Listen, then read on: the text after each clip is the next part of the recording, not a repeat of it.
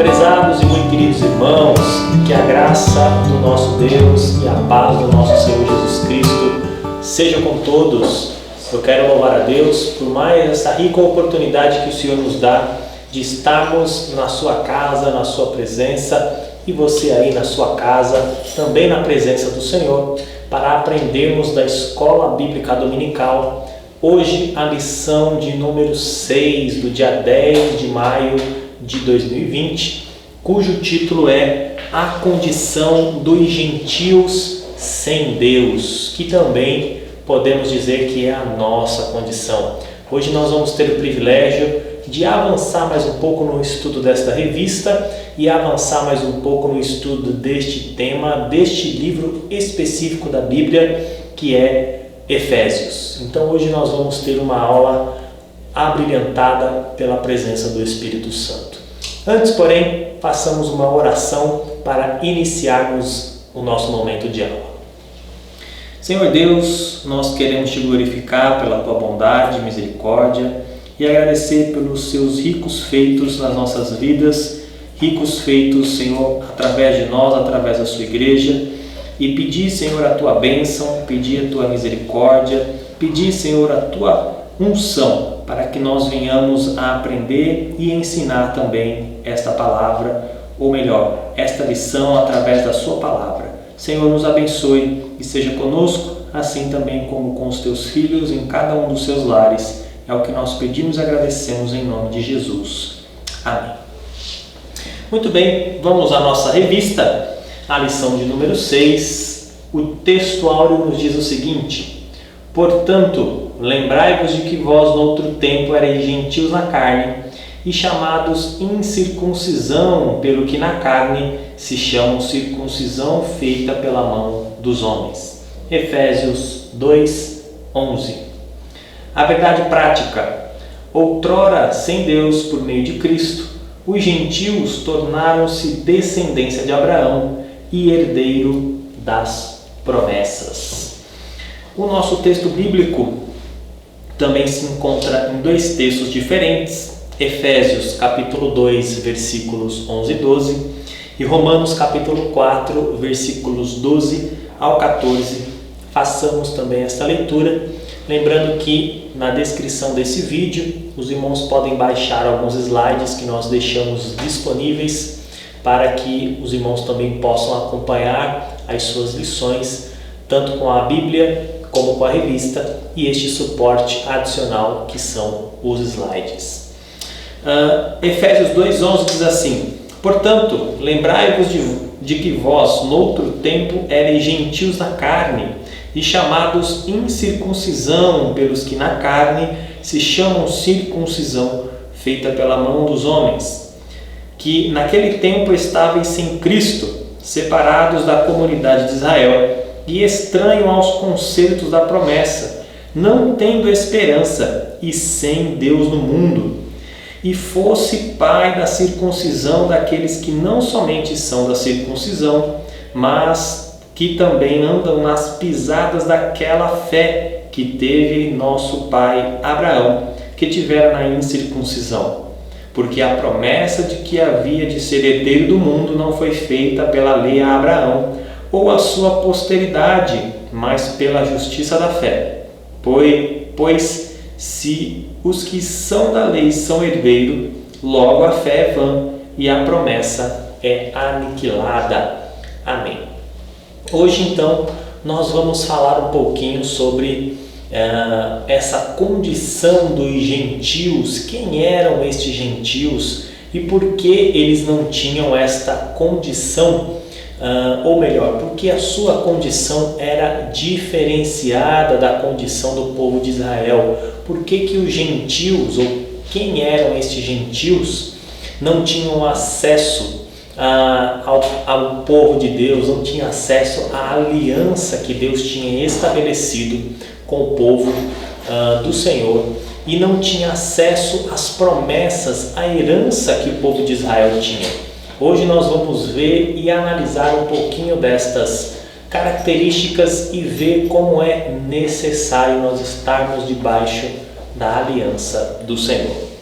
Muito bem, o tópico 1 diz assim: chamados incircuncisão. E o ponto 1, o conceito de circuncisão.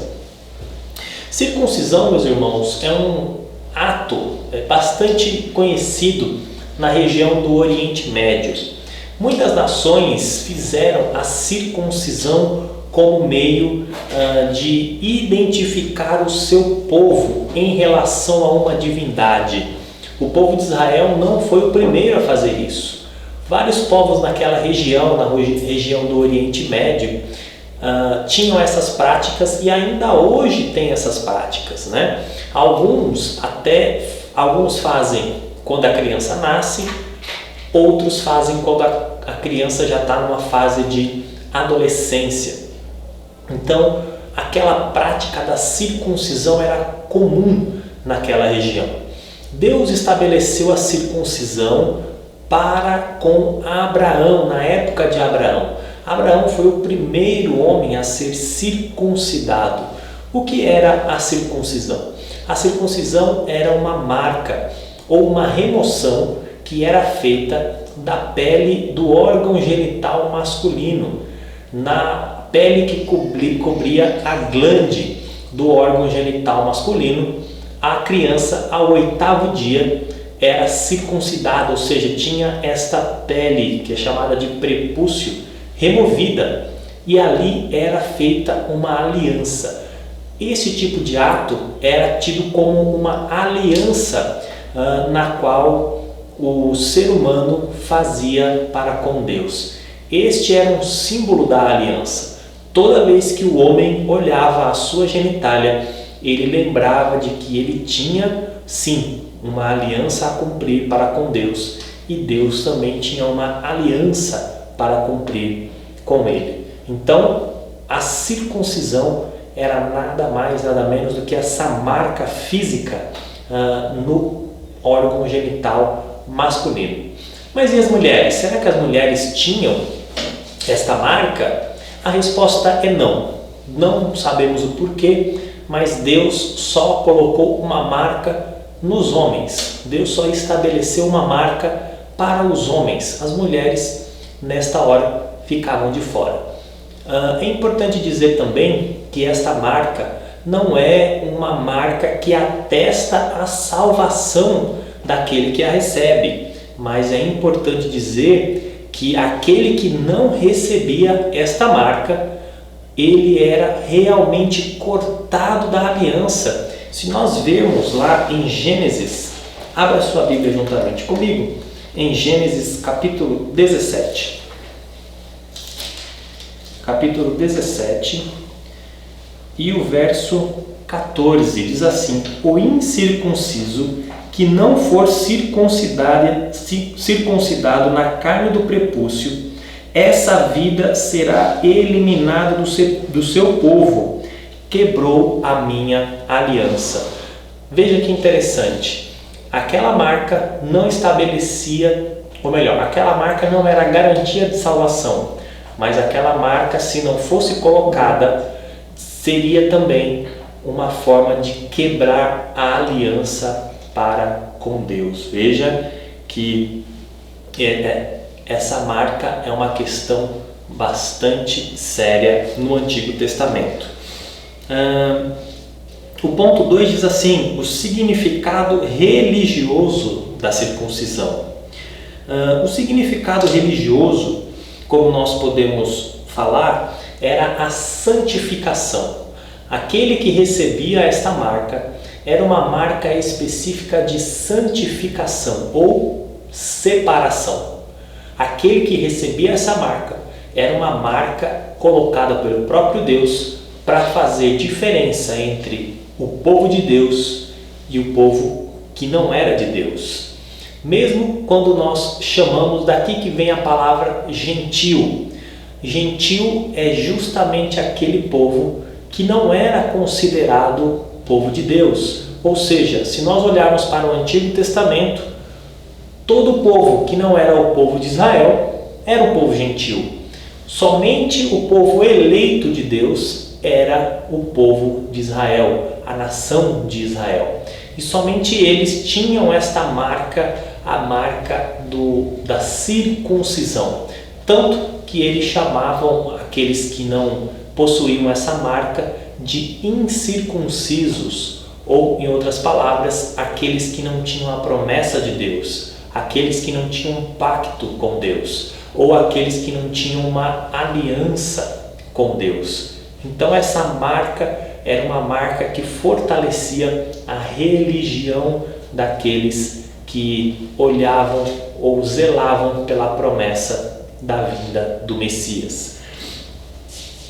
Lógico que quando nós olhamos para o Novo Testamento, e já indo aqui para o terceiro ponto, que é a circuncisão do coração, como eu disse, quando nós olhamos para a circuncisão e nós vemos aquela marca, nós sabemos que a circuncisão não era a garantia da salvação para com aquele povo.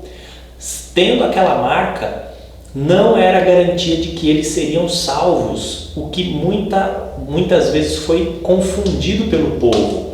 O povo achava que porque tinha aquela marca, que porque tinha herdado a terra prometida, que porque tinha a esperança de um dia ver o Messias, eles estavam com a sua salvação garantida. Isso era um erro, isso era um erro fatal, porque isso não garantia a sua salvação. O que garantia a salvação era a fé, o que garantia a salvação era a verdadeira crença de que Jesus iria voltar, ou melhor, de que Jesus iria vir antes da vinda de Jesus. Lógico, não se tinha o conhecimento de que era Jesus, mas nós sabíamos que o Messias iria vir. E a fé nesta promessa, a fé nesse Messias, garantia-lhe sim a salvação, o que é chamado aqui pela nossa lição de circuncisão do coração.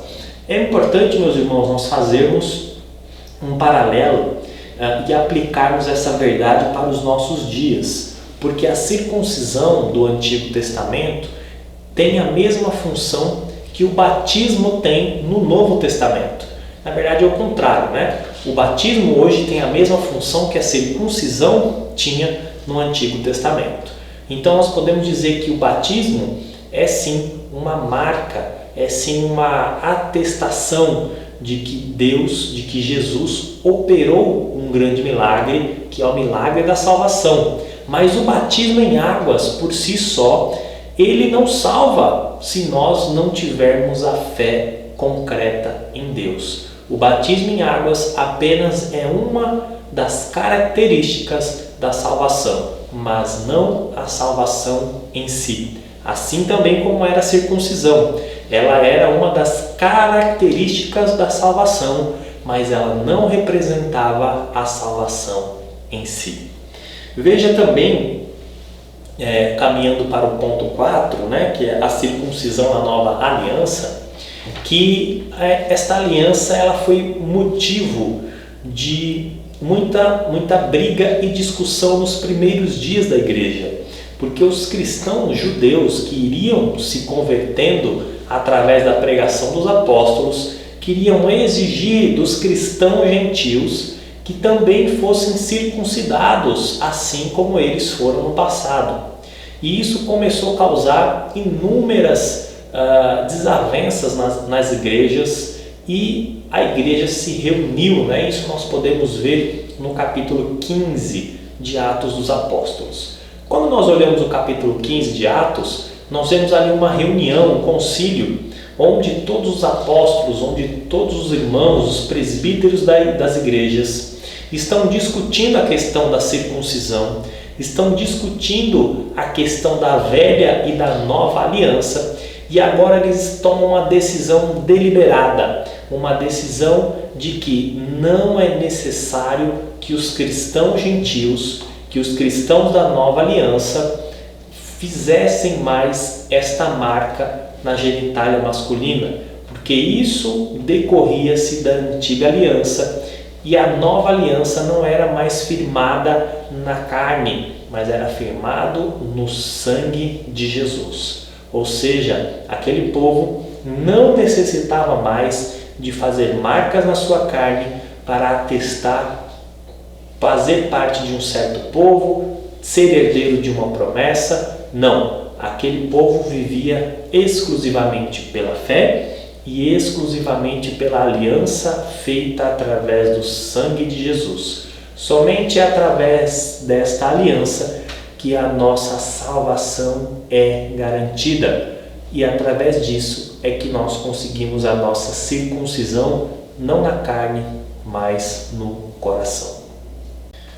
Muito bem, meus irmãos, vamos ao tópico de número 2, cujo tema é estranhos ao concerto da promessa. Concerto com C, concerto aqui é sinônimo de aliança, sinônimo de pacto. O primeiro ponto diz assim: uma vida sem Cristo. Isso porque nós, através da lição, identificamos que os gentios eles estão separados de Deus por 5 fatores, né? Primeiro, sem Cristo, longe de Israel, alienado aos pactos, né? Desprovidos de esperança e sem Deus no mundo, né? Então, os gentios são esse povo que tem todas essas dificuldades de se chegar a Deus. Falando sobre uma vida sem Cristo, nunca os gentios tiveram capacidade de se chegar a Deus. Isto porque o Cristo para Israel era um Messias. Esse Messias, lógico, no Antigo Testamento não existia numa pessoa, mas existia numa promessa. Então a sua salvação era garantida quando você olhava para frente, para aquilo que havia de vir, para a promessa de que haveria um Messias. No Novo Testamento, nós olhamos para uma obra já consumada, nós olhamos para trás, nós olhamos para o passado em que Cristo já consumou a obra da salvação. Mas em todo o tempo, os gentios foram um povo que não tiveram acesso a esse Cristo. Mesmo através da nação de Israel, esses gentios nunca tiveram acesso a Deus. Os gentios eles foram completamente esquecidos das alianças, porque eram extremamente pecadores, pagãos, e Deus os rejeitou desde sempre. Somente na nova aliança, quando o Senhor Jesus morreu na cruz do Calvário, ele ajuntou um povo misto chamado de igreja, e ele mandou que esta igreja agora sim espalhasse a sua mensagem de salvação a toda criatura sem distinção. Isso é importante para nós entendermos. Os gentios antes, que não tinham esperança, que viviam uma vida desregrada sem Deus, no Novo Testamento tem uma nova oportunidade de se achegar a Deus através de Jesus Cristo. Somente por meio dele é que eles podem se chegar a Deus. Se nós lermos lá em 1 Timóteo, abra sua Bíblia comigo, na primeira carta a Timóteo, capítulo de número 2. E versículo de número 5 diz assim: porquanto há um só Deus e um só mediador entre Deus e os homens, Cristo Jesus, homem. Somente através de Jesus é que se pode se achegar a Deus. Havia uma ilustração, bastante interessante uns anos atrás, e essa ilustração mostrava 2 penhascos, ou 2 montanhas, separadas por um vale muito grande, Então, uma montanha simbolizava o homem e a segunda montanha simbolizava Deus, E entre essas 2 montanhas existia esse vale, e para ultrapassar de um lado para o outro era colocada uma cruz em cima, de uma montanha para outra, uma cruz muito grande que simbolizava o Senhor Jesus. Este é o único caminho que o homem pode trilhar para chegar até Deus, Cristo. Ele não é um caminho, ele é o caminho, o único caminho. O ponto 2 diz assim: separados da comunidade de Israel. Os gentios nunca tiveram acesso à comunidade de Israel. Os gentios eram pessoas que deveriam olhar para Israel e reconhecer naquela nação um povo separado, um povo santificado e um povo feliz por ter um Deus tão bondoso e gracioso como o Senhor dos Exércitos. Mas como isso iria acontecer se a própria nação de Israel não tinha nenhuma condição de servir a Deus verdadeiramente e sofreu por conta disso? As nações, elas não tinham capacidade de encontrar o verdadeiro Deus, porque estavam separados da comunidade de Israel. Israel foi o único capaz de conhecer a Deus verdadeiramente. Israel foi o único capaz de ver os grandes atos e os grandes feitos do Senhor Deus verdadeiramente. Israel foi o único povo que mostrou e revelou o verdadeiro Deus para as demais nações em momentos específicos da história.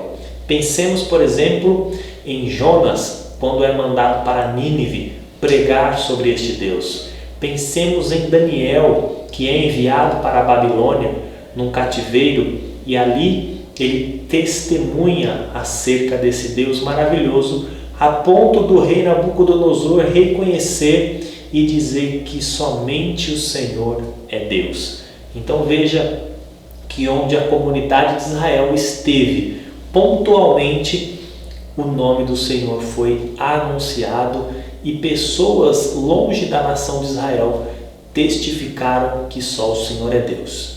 É importante fazer aqui uma distinção, porque quando nós falamos que os gentios estavam separados da comunidade de Israel, não quer dizer que esses gentios não poderiam ser salvos. Os gentios sim poderiam ser salvos, inclusive há leis no Pentateuco, nos Salmos, indicando que se um estrangeiro viesse fazer parte da comunidade de Israel, ele deveria ser aceito.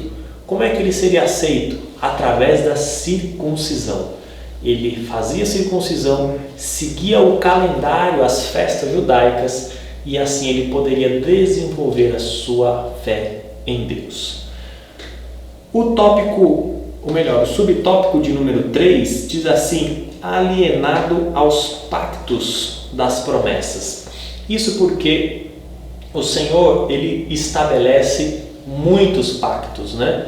Primeiro pacto que Deus estabelece é um pacto com toda a humanidade, chamado o Pacto das Obras, onde Deus estabelece o homem para cuidar da criação, né, em linhas gerais. E depois disso, e depois do pecado, o Senhor estabeleceu vários pactos, né? Aqui os destacados são os pactos de redenção, com Abraão, com Moisés e com Davi. Veja que tanto Abraão, quanto Moisés, quanto Davi eram pertencentes ao povo de Deus, ou seja, os gentios não tinham lugar na redenção, não tinham lugar na salvação, porque eram pecadores deliberados. Assim éramos nós, pecadores que não tinham nenhuma condição de se chegar a Deus. Somente através desta redenção, somente através destes pactos que nós fizemos, é que nós podemos nos chegar a Deus. Pacto realizado no sangue de Jesus.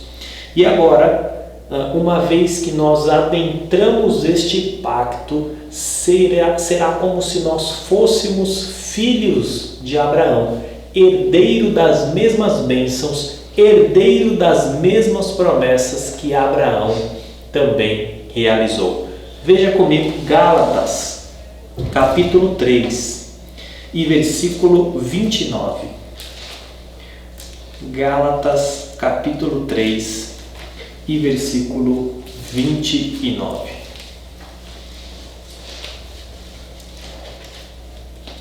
Onde fala deste servo de Deus chamado Abraão. E diz assim: E se sois de Cristo, também sois descendentes de Abraão e herdeiros segundo a promessa. Ou seja, se nós somos verdadeiramente salvos por Cristo, as mesmas promessas que Deus fez para Abraão, elas serão cumpridas na nossa vida. Isso é a bênção que o Senhor nos dá a partir do momento que nós estamos em aliança, em concerto com Ele. Estas bênçãos só podem ser realizadas por meio da pessoa de Cristo Jesus. Estas bênçãos só podem ser concluídas através do sangue de Jesus Cristo vertido na cruz do Calvário, que outrora nós não tínhamos acesso, mas através do seu grande amor, através da sua grande fidelidade e através do seu grande propósito em resgatar a sua criação, foi que o Senhor Jesus nos deu a salvação e nos chamou das trevas para a sua maravilhosa luz. Glórias a Deus! Chegamos ao tópico de número 3, cujo título é Sem Esperança e Sem Deus. E primeiramente o subtópico de número 1 vai falar de desprovidos da esperança, né? Continuamos aqui falando dos gentios, né? Qual era a sua condição antes de se chegarem a Cristo? A condição era justamente desprovidos de esperança. Esperança é uma das palavras, né? Uma das pernas da tríade teológica, né? Fé, esperança e amor. O mais importante destes é o amor, né? Mas isso não quer dizer que a esperança seja não importante. O que nós temos em nós, através de nós e para com Deus é a nossa esperança. Se nós não temos esperança, é praticamente dizer que nós não temos mais razão de vivência. Se nós perdemos a esperança, nós não temos mais um alicerce sobre o qual nós vamos pisar. A esperança é uma força que nos move em direção à nossa capacidade de executar alguma coisa para a glória de Deus, e não só para isso, para nós pessoalmente também. Mas a condição daqueles gentios, enquanto estavam sem Deus, eram desprovidos de qualquer esperança. Isso porque eles depositavam as suas esperanças em falsos deuses. Se nós formos analisar, por exemplo, a nação do Egito, que tinha seus vários deuses, que tinha seus vários rituais, que tinha uma vida religiosa ativa e também uma vida após a morte bastante notável, nós vamos perceber que tudo aquilo que eles executavam era algo de uma esperança muito pequena. Ou seja, um dos exemplos que nós podemos dar é dizer que quando eles morriam, né, quando um faraó, por exemplo, morria, ele era enterrado com suas riquezas, né, porque na vida além ele iria despertar e iria também pegar essas riquezas e andar no outro mundo com todas as suas riquezas que ele adquiriu aqui neste mundo, né? E nós sabemos que isso era uma falsa esperança. Se nós caminharmos e vermos as religiões que são gregas e depois se tornaram romanas, nós vamos ver que aquelas pessoas não acreditavam numa vida após a morte, né? E também a partir do momento em que elas morriam, tudo acabava, né? Veja que tudo aquilo que eles viviam, tudo aquilo que eles passavam era com uma esperança terrena, com uma esperança momentânea. Não tinha nada além, não tinha nada depois. Era tudo aqui e agora. Veja que esta esperança é muito pequena. Ela não tem fundamentos sólidos, ela não tem bases fortes. Esta era a nossa vida enquanto estávamos na condição do pecado, enquanto estávamos numa condição sem Deus. A nossa vida era totalmente desprovida de esperança. Como eu disse, a esperança é uma das tríades, teológicas: a fé, a esperança e o amor. Nós não vivemos uma vida cristã saudável sem qualquer um desses três. E aquele povo não tinha nenhum desses três. Aquele povo não tinha nada. Aquele povo não tinha qualquer perspectiva, qualquer expectativa de viver algo melhor. Somente desgraça. E por fim, o subtópico 2 diz assim: sem Deus no mundo. Não bastava ser sem Jesus, sem Cristo, ser alienado dos pactos, das alianças, ser sem esperança. Também eles eram sem Deus. Deus escondeu a sua face daquelas pessoas, dos gentios. Deus se escondeu, Deus entrou numa nuvem e desapareceu completamente da vista daquele povo. Isso por conta dos seus pecados, isso por conta das suas faltas, isso por conta da sua malignidade, a malignidade intrínseca no homem.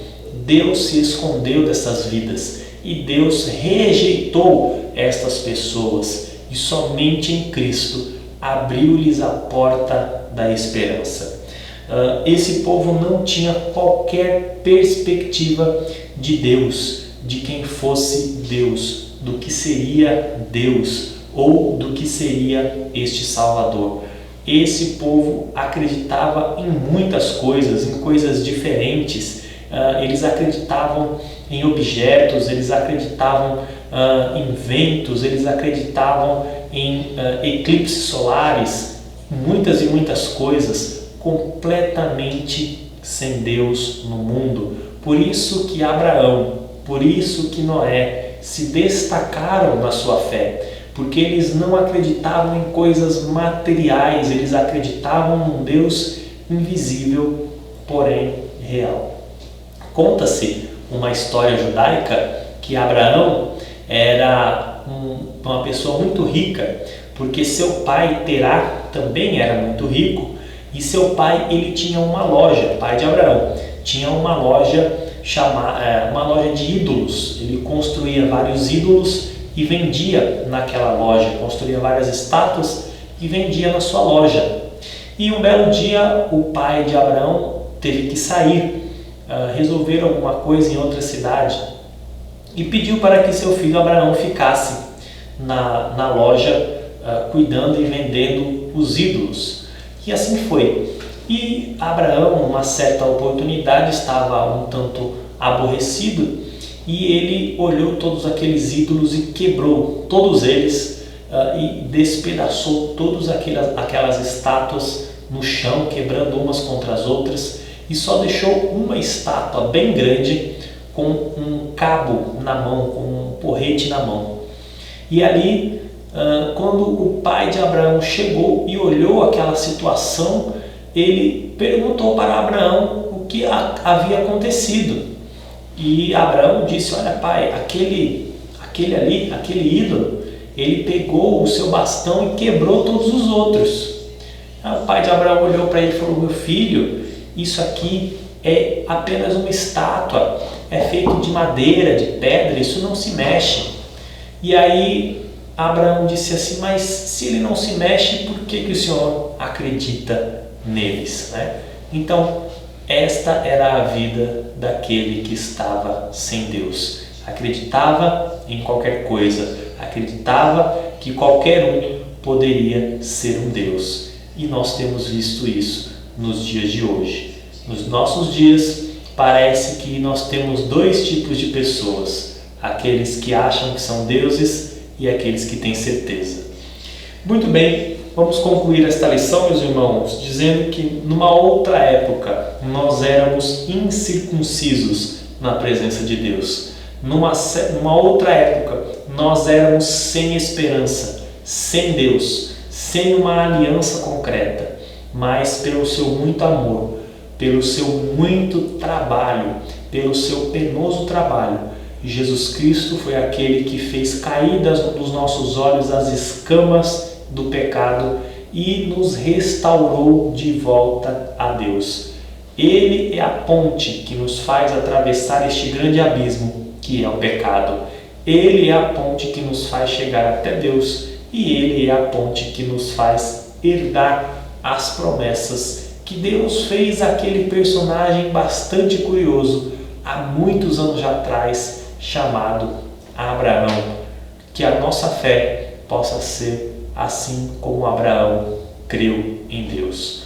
Que Deus abençoe a sua vida, que Deus abençoe a sua casa.